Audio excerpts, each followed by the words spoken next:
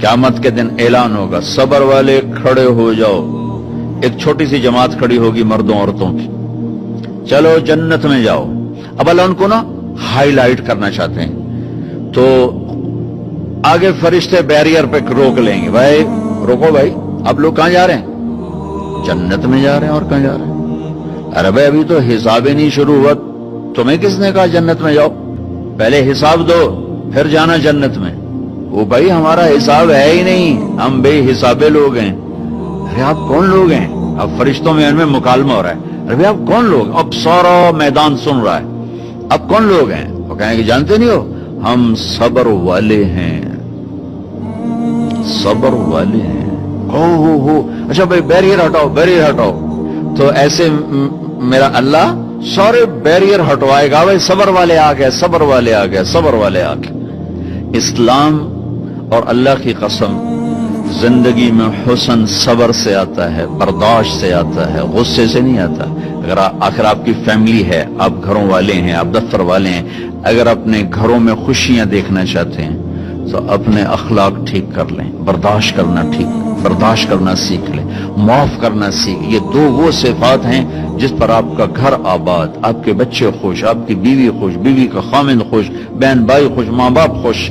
जब बर्दाश्त निकल जाती है तो सारा मुआशरा एक आग में आ जाता है, एक आग लग जाती है। और मेरे नबी ने फरमाया ईमान क्या है? सब्र करना और माफ करना। आप खाना खा रहे हैं, एक तवाइफ गुजरी, उसने आप पर तंज किया, कैसा नबी है जो अकेले अकेले रोटी खाता है, किसी को पूछता ही नहीं। आपने कहा आओ बैठो तुम भी खा लो, सामने बैठा लिया।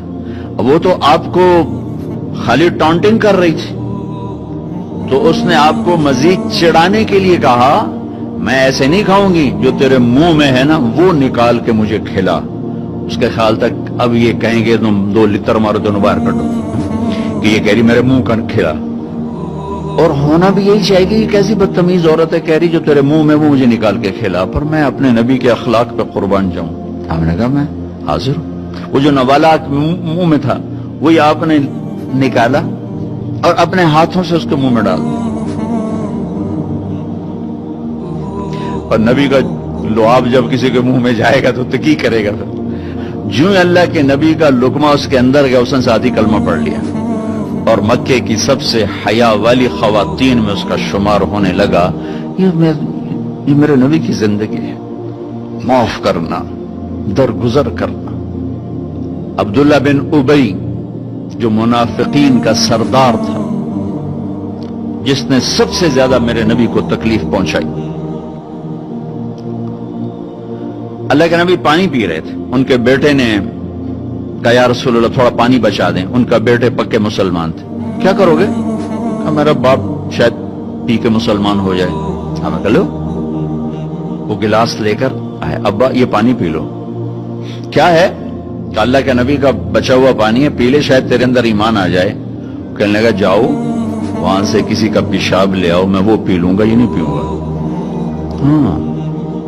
तुमको इतना गुस्सा आया, वापस आया, या रसूल अल्लाह ये पक्का मुनाफिक है, बदबख्त, मुझे इजाजत दे मैं इसकी गर्दन उड़ाता हूं। आपने कहा तेरा बाप है, जाओ उसकी खिदमत कर। हमारा इस्लाम सिर्फ नमाज रोजे तक आ गया, बस हज उमरा नमाज, हज उमरा नमाज, जिक्र तिलावत, बहुत आला चीज है, अल्लाह का शुक्र है। बाज मुल्क ऐसे बेचारों को पता नहीं नमाज क्या है।